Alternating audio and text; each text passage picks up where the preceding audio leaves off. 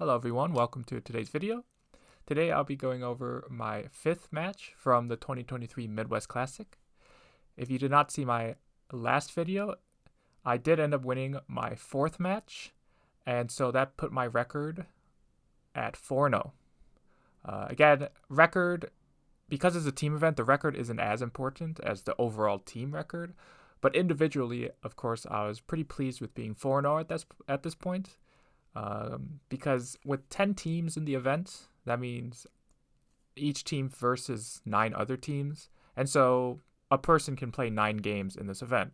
And so at match 5, which is the halfway mark, if I can win one more game, I have won over half of my games, because the worst I could do then is 5-4. So individually, I'm very pleased with how I'm doing. Without further ado, let's get into my 5th match, and let's see if I can continue that momentum into the second half of my matches. My opponent is 1Q, so I gave them 3 stones because the handicap is rank difference -2, so there's 5 rank difference, so 3 stones. Black approaches and pincer. I usually don't do this pincer. Usually I would just do the very standard connect and something like this, right? And then black can choose whether to play something a little more modern, where you protect the corner that your upper left is facing, or simply just playing the joseki out. But either way, this would be totally normal, but I don't know, just honestly, I can't remember why specifically I chose this. Maybe just to get a different game going, because usually I would 99 out of 100 times just attach underneath.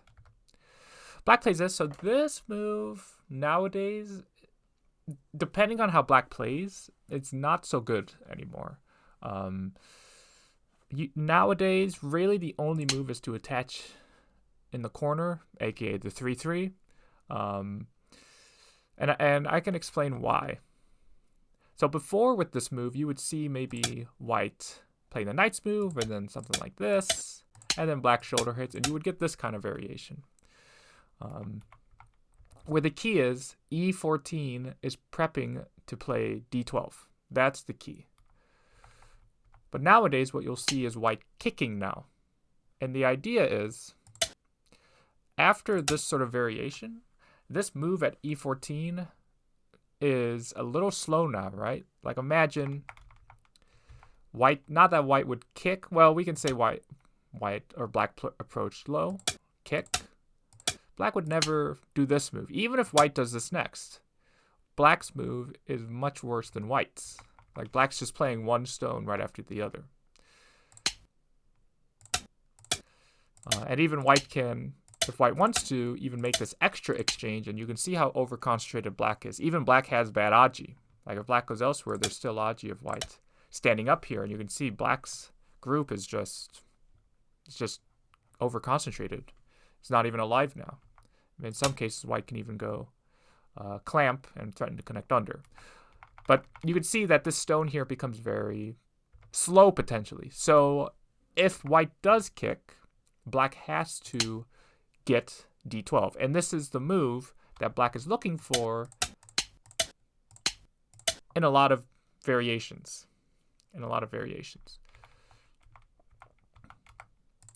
So black should do this here. White's going to connect like this, and then black has a cut here, so black should fix it. So this is the continuation. And you can see that black doesn't really get a whole lot. Like we actually have 4 stones to 4 stones. And who would you rather be here? I'd rather be white for sure. Not only do you get sente, but you take the corner. So you can see that whether black does this or this one, right? Like both are very hard to handle. Like is black going to add a stone like this? Again, black gets so over-concentrated. So yeah, it's just tricky for black. So yeah, this is maybe what I would expect the most, is that whatever white does, get the shoulder hit, but you can see it's still not great. So that's why if you ever get pincer like this, you have to basically play the 3-3, So what that means is just be comfortable with this joseki. Yeah, I know a lot of players get worried about this kind of joseki, but you just got to know it, I guess. Just got to know it. So this is what happens in the game is I do kick. And black doesn't take the shoulder hit, but here this is probably where white should play some move to get rid of that shoulder hit. And we can see that this move would be the shoulder hit spot. Whether it be this move or this kind of move, where something like this might happen. The thing with this that I didn't like was black shoulder hitting here is fixing this cut while threatening to seal me in. And the thing with corners is you really want to avoid trying not to get sealed in. So I would really like to answer this. Maybe like this, and then maybe like this. Even black blocks and S's could be possible. But basically, I didn't like how attaching gave the shoulder hit. So maybe even I could do something like this to prevent the shoulder hit. In the game, I just extend to space, but then black gets the shoulder hit. So I extend and come up, and then black jumps, so then I fix my cut. Because there is a push and cut here that I need to fix. Black probably didn't want to take it immediately. Yeah, black probably doesn't want to take it immediately, because if you cut this way, white will give the up to 2 for sente. And there's a lot of bad aji here for black if white gets moves on the outside. Whereas if you cut this way, like this, white connects back. Again, black has some problems. Like if black simply hanes, white can push and then Atari and cut here. And then black stones here are running. But if black fixes somehow, then white stones here, whether white does something immediately or later, still have aji. So maybe black could think about it, but black just jumping to prioritize sente makes sense, because then white has to fix and then black can go elsewhere. So black plays sanrensei. And then I jump, because this group here is still kind of floating. Not that I'm trying to kill this or anything drastic, but just I'm keeping myself out into the center as well. And this is going to make invading the lower side a lot easier. Black plays here.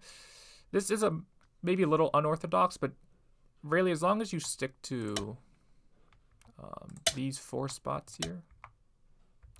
These 4 spots here. I can't really call any of them bad per se. So black plays here. Black probably plays this to really emphasize the sanrensei. Then I come in, and the thing I want to mention about this move is notice how F3 is on the same line as F10. There's this kind of secret strength that you get when stones are on the same line, even if they're this far apart. It just means there's some extra communication between these stones here. And so when black pincers, and I'll come back to it later, but when I jump later, you can see these stones are working very well together. But for now, I leave it. This is just to see how black would play. Maybe black would take the corner. Who knows? So this was just mainly treated as a probe. And honestly, I could just answer, because black's lower left has some bad aji. B9 is a very nice move because it starts to create a lot of bad aji around spots like C5. Right? We can see we have that shape that I like to talk about, where you have the 3-space extension and the other colored stone in the middle. This means there's a communication here, because this is the same exact shape as it's the same exact shape as, let's say, black goes elsewhere or answers. It's this same exact shape. We have 3 stones and then black stone in the middle, or 3-space extension, I mean, and a black stone in the middle, 3-space extension, black stone in the middle. So that means if we continue locally, there's just a very good communication between these stones. And especially with these 2 stones here, it's going to get dicey for black. Black's corner is going to get very small. But for now, I just leave it and play there. And then black splits here. This one I'm not so sure about, because this looks like wrong direction for black. Like black should be trying to build the right side, I feel. So black should just maybe jump here. And if white does want to play back, obviously the upper side might go to white, but black is prioritizing the right side. And after black has spent all these moves, I don't see why black needs to switch directions here. Because then white double approaches, attach, hane, and then attach again. This is not so good because white's going to Atari here. So if you're going to attach and they hane, just extend. Technically, in some cases, you can play here, but this Atari feels way too good for white. So usually you just stand up, and the goal is keep these separated. Keep white's double approaches separated. When white Ataris, black even saves, and I get to push, and you can see now I'm kind of splitting black up. So black hanes, but I can push through, Atari, and capture. Black Ataris, and then Atari again, and all of a sudden, black's initial attachment stone at 016, this stone here, not only is cut off, but got heavier. Right now it's 3 stones. And now also the stone at K16 is just kind of floating. So you can see black really didn't gain much here, which is why I think black, whether black just immediately takes the left side, or the right side I mean, or continues by standing up, any result here would be better than the game. Because this is way too good for white. So black gets a shoulder hit. Yep, that's the natural follow-up. This kind of move you would like to get to build the right side, or even maybe playing in the lower left, but white getting some sort of shoulder hit, again, this left side group is pretty weak. So if white can get all of these moves in sente, right, then the top side gets huge very quickly. So yeah, it makes sense to shoulder hit, connecting black stones, but also helping the left side. But then I jump, and then black shoulder hits. Again, this kind of move usually isn't so good, but it makes sense with the weakness that black has here, although it doesn't fix it completely, so maybe in some cases black should even play a little tighter like this. So then cap, black kicks, and then diagonal.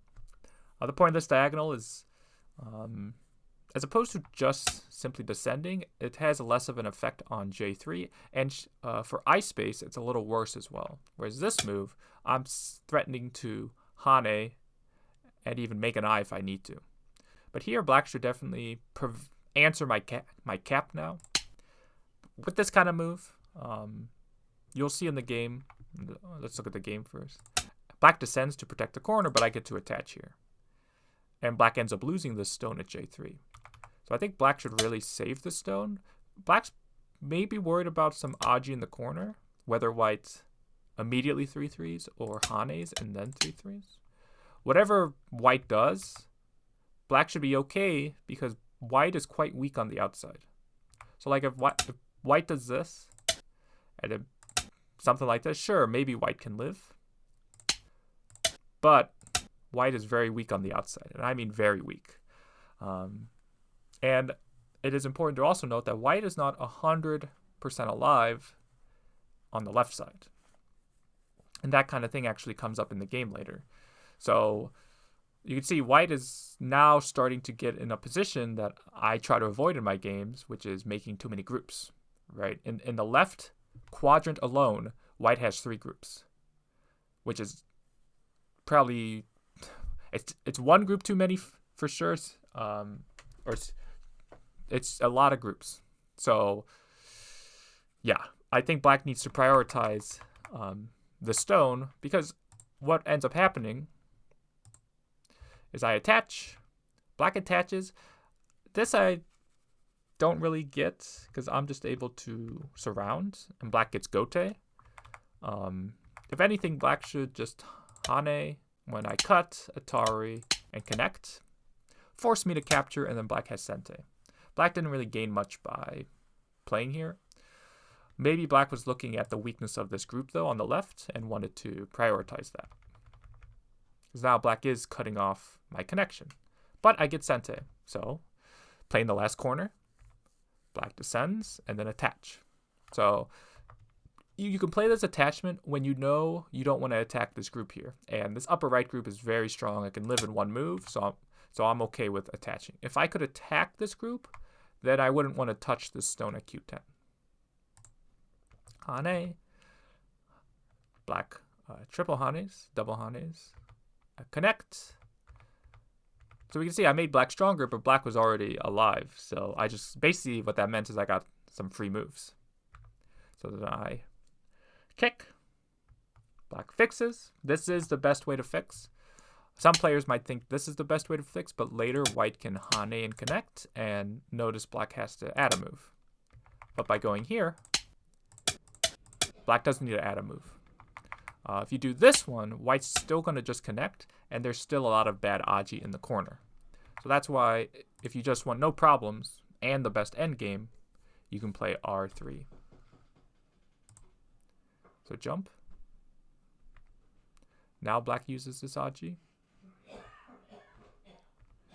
And here, this is a little too much. Black can simply just connect, I think, because this is still threatening to capture.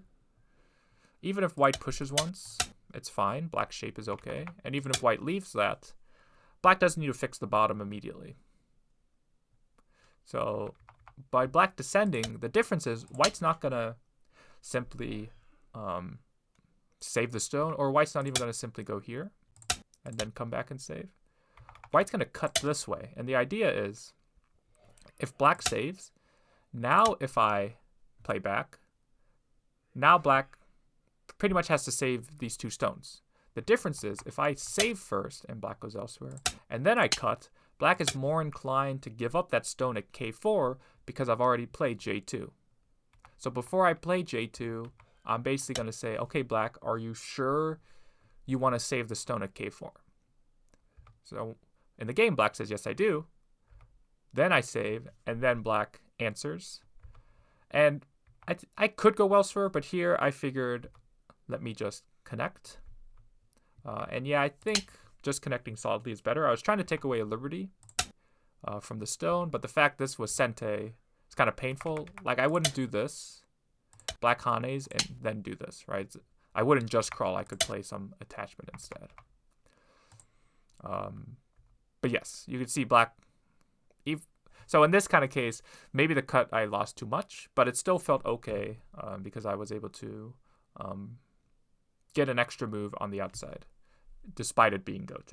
So black pincers and then caps. So again, I actually think maybe this is the wrong direction. It's hard to say because black's playing here. Black's saying, I'm stopping you from going into the center because that's where all my points are. But realistically, black doesn't really have many points in the center. Now, it is important to note that maybe black was trying to help upper left, but this feels bigger.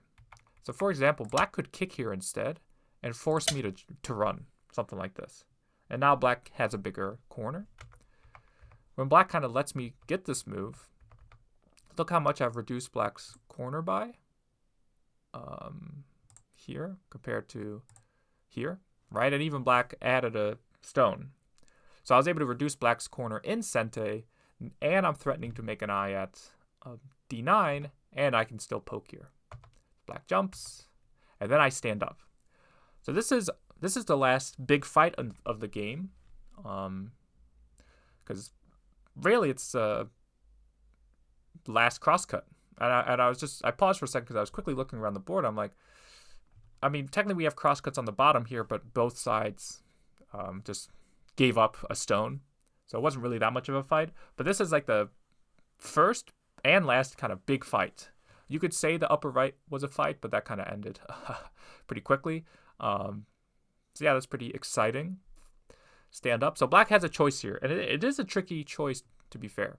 If black hanes, which would be the move you would think about, white plays here and now is connected. Right, white is now connected. And you can see, even though white's shape is destroyed, black is now not connected.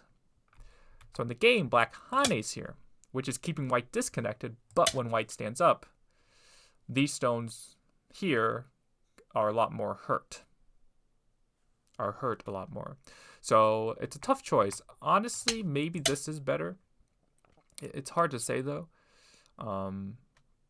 Because after this, after white extends up, white can still connect in one move. So I'm not sure how much getting this extra move here is helping black.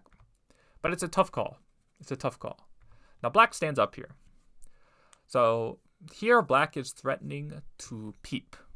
And the peep is quite annoying for white. If white plays a move in the center, black's going to peep, of course. And if you connect, black can jump here. The idea with this jump is if white pushes and cuts, white just dies. White doesn't have enough liberties here. What if white goes the other way? Because white has this diagonal move, white could maybe go here. Like this. Black's going to Atari and then play this diagonal. And this is a ko. Like so. And this ko is again quite bad for white because it's a flower ko. If black loses this ko, black doesn't lose that much. But if white loses this ko, white loses a bunch. So for example, if black jumps here, it's very hard for white to continue fighting this ko, so white will probably just answer. But then when black stands up, once again, these 4 stones are isolated, and black's even saving these stones at O15 after black stands up. But of course, if white tries to keep up the attack, something like, oh, I don't even know, peep, maybe Atari, and something like this, well, then black's going to take here. And again, it's just too big. Like anything white does, black can ignore. I don't even see anything that's remotely as big. Yeah, like even if, let's say, white cuts off the corner. Yeah, black can even answer this because, again, this jump is too big because these 4 stones are getting isolated. So, yeah, I thought about it for a second. If black ignores this, while it is big, it's maybe too much to give here. So the thing is, so black has a bunch of co-threats in the center. So white needs to fix this weakness. But if I just do it with a move like this, again, black's going to stand up here and my 3 stones are isolated. So can I find a way in Sente to prevent this peep? And so these are the kind of questions you have to ask yourself while you're playing. Is how can I prevent, if I have these problems, how can I prevent these problems in the best way possible? And so that's where reading comes in to play and helps a lot. Is if you can read that there's problems here, then you have to read, okay, how can I prevent that problem in Sente? So what I came up with was attaching. Where again, assuming black just answers like this, if I get this Hane, again, now these 4 stones are isolated. When black peeps, I can simply block. Because after black pushes, notice, I have already fixed this cut at P5. If I don't do that, black peeps, even if I block here, something like this, right? Black is just connected everywhere for the most part. Again, I guess there's technically still Aji here, but even if maybe black can connect this way, and we can see that this stone has been cut off, and so I'm isolated now on the right side, so I need to live, make sure I can live, and so I don't really gain much for saving these 3 stones, right? The whole point of saving these, well, there's 1 stone at the start, but eventually these 3 stones was to attack these 3 stones of blacks. But in this variation here, it didn't really do that, right? So that's the idea with this move. Black Hanes? Or what does black do? Oh yeah, black does Hane. And I extend, and maybe this was a little greedy. I just assumed black kind of had to answer, but black goes elsewhere. And so I descend. And I was like, well, that's way too big to not play. Black descends. So now, by playing my move here, I was able to reduce the bottom. Shoulder hit. Black jumps. So then I cover. And again, this is getting surrounded, so black needs to connect. And then I can connect back. So here I have actually gained, because I'm still attacking these now 5 stones. I connected back my cutting stone, and I reduced black's bottom right. So this has been successful for white.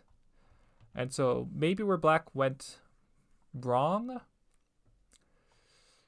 it's tough to say. Maybe black needs to poke. Yeah, it's tough to say because if you jump, if white connects, then you can connect. But I think white can play this bump here, and there's no way to connect now. So it's just a tough scenario for black. Yeah, it's just a tough scenario for black. Jump, connect, Hane, black peeps, and I can cover. Because there's a Atari here, and so I figured, again, if black's so weak here, black can't spend moves on this side, because even if black can save these stones, obviously I'm going to turn that around and capture the right side. Cover, black jumps. So then this is me, once again, fixing that problem in the most sente way possible. Like, I could do this, and this would be very secure, but it's very small. It's capturing on a small scale. Imagine black hasn't peeped there. It's like I would do this. But you can see it's a little close to my own stones. Like, I would still play this move regardless of if black had peeped or not. But the important thing is it fixes this problem here, because black can't get many liberties now. So black plays there. So then I poke. Not even poke. What would this be called? Threaten to cut, I guess. It's a weird way to threaten to cut, but it does threaten to cut. Play this move again. This move is very important because not only is it threatening to cut, but if black's able to get this block here, black actually makes quite a few points up top. So jump. Again, trying to surround the stone on a big scale. Black peeps. And then play here. Yep, once again. As long as this is okay, I don't need to fix so directly. And the idea is if black pushes, I've already fixed the cut. Black plays there. Then I play this Hane. Might feel like a slow move, but it does fix my shape and it threatens some ko later. But black says, you are not alive. And black is correct about that. And even this diagonal is threatening to play in the corner. So I cover, black cuts me, and then I peep. So again, this fight is still ongoing from this cut here, where black is still not alive here. And remember way back when I said, oh, white's also not alive on the left side, then that comes back to haunt white as well. And so here, black plays a very creative move. Very, very creative move. And so I'm curious if anybody can spot what black plays next.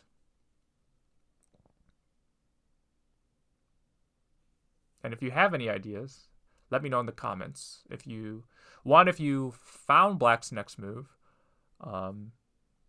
and two, if you guessed it correctly or not.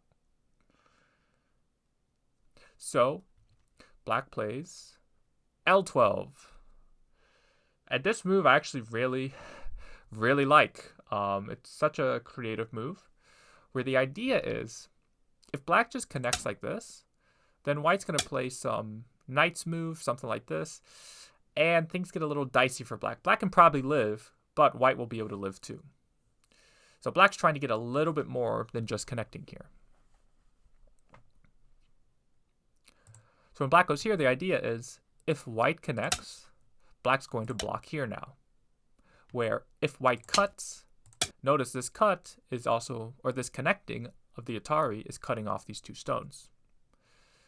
And so if white has to fix, then black can capture the two. Okay, what if white connects here? Well, if white connects there, obviously black's going to connect here, and there's still a weakness here. Like now, if white still plays that same knight's move, black's going to push through, and now there's two weaknesses. White can't fix this push or this Hane. Like if white fixes here, black can push, and white gets captured here. If white fixes here, then black can simply Hane, and these four stones get cut off. So this move is very surprising from black. Very surprising, in a good way. It's a good way. It shows kind of like a blind spot, if you will, in my reading. Now, I think black can simply get that variation by playing here, because if I cut and then stand up, there's a cut here. But the thing is, black maybe doesn't want to play these two stones here, is the idea. Maybe these stones, like whatever gets resolved here, maybe these two stones are too much for black, right? So that's why it actually maybe makes sense to play here first, to see how white plays here before black decides how to play in the center. So again, very, very creative move from black. So I do cut and then stand up. Black gets to connect though. And then I cover. Again, this is still keeping, like black still can't cut me because double Atari. Black attaches, which the idea is if I play here, black's going to connect, and now this cut still works.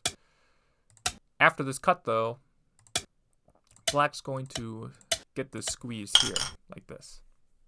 And that's quite big for points, actually. Black gets to secure the top. So to prevent that, I connect solidly.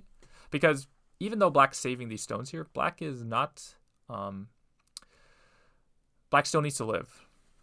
So black makes an eye, or gets rid of that Atari, I mean. So I extend, black makes the eye, poke, hane. This hane means now this is an Atari. Black makes the eye, I poke here, cutting off the stones while also threatening this eye. Black connects, and then Atari. So black was able to live while even cutting off, or capturing a stone here, but I'm able to kind of create miai and connecting back to my group or living on this side. Black jumps. So I descend. Yeah, black really could have gotten this move. This is so big to get if black can do this. So black should really hane first. So then black saves, push. This is also a mistake by me. This move is my sente because black needs to live. And so I can play my same move because I need to live. But black cuts off these 3 stones. So this is very poor play here by me. Yeah, I can play this move in sente. Black needs this eye here at M9. And then I can play my move anyways. So pretty bad there. So I just take black diagonals. And then I say, let's fight this ko. Because I was not feeling... After I lost those 3 stones in the center, I was not feeling so super confident or as closer than I wanted it to be. So I was like, okay, let's play this flower ko. Again, it's a flower ko because all I lose is maybe some points on the right. But if black loses, black might lose the whole group in the lower right. Black takes. Push down. Yep, that's sente. And black fixes here. But I'm going to take black Ataris. Or connects, I Atari. Black takes. And then S1. This is a very annoying move for black, but the basic idea is white's going to get a 2-step ko here.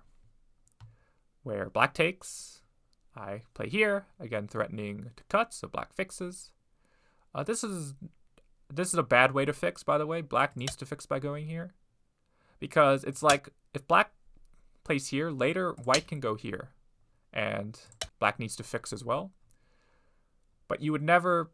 After this, you would never fix by playing here. You would never add this extra move at T17. So when white goes here, black should fix here, so that this move is not sente. But black fixes there, so I take. So the idea is when black plays here, I'm going to throw in, and then hane. And we can see black cannot play at T3.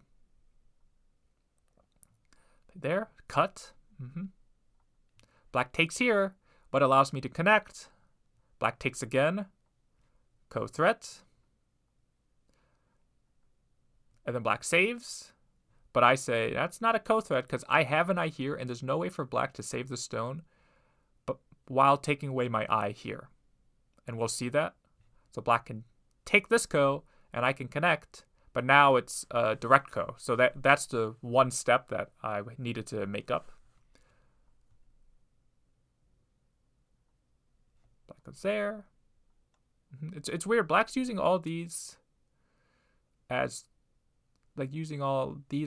ko threats when black's fighting a ko. So that was strange for black to do all this because all of these are ko threats for the most part.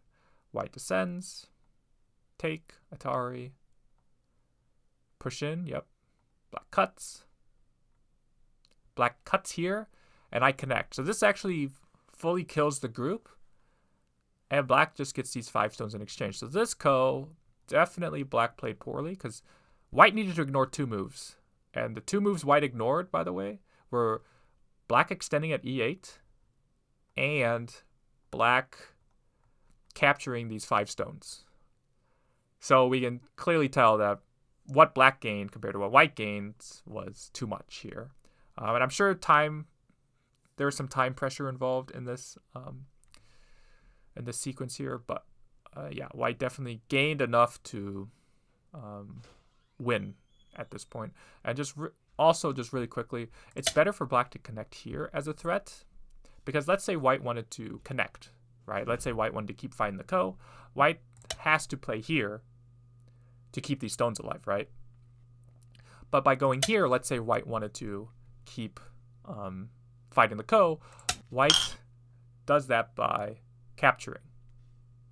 Now you might be saying, well, black also made it so let's say white has a threat somewhere. This isn't really a threat, but let's just say black answers. You might say, oh, but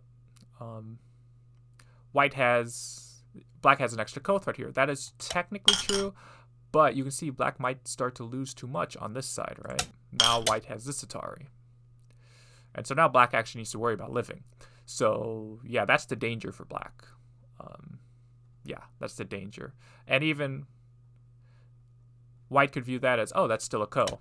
So usually trading kos in a ko fight is not super great either. So yeah. But after this, I actually need to connect. It's a interesting problem, but if I go elsewhere, black can cut here, and this actually threatens to cut at O14 or K14. So this is something you gotta kind of keep tabs on while you're playing. It's how the board is changing, right? So now that black has saved this stone and cut here, these 3 stones are potentially in danger. So I connect, and then black goes into, I need to do something to win, which is understandable, but nothing really works here. So black just kind of gave white some points, connect, black pulls back, push, cover. Yeah, just end game, and black ends up, again, still trying some things here. This is actually kind of interesting. Black plays a ko threat, but I can take the ko one more time because this threatens to capture in the center. So black takes, and then I can connect black wedges, and black resigns here. So after a very well-fought game from black, after kind of the main fight was over, black was probably leading ever so slightly, white was able to come back in the end game and kill the lower right.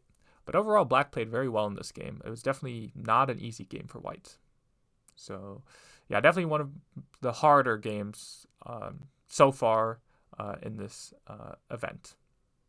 But yeah, if you have any questions about this game, please let me know, and I'll see you all in the next video.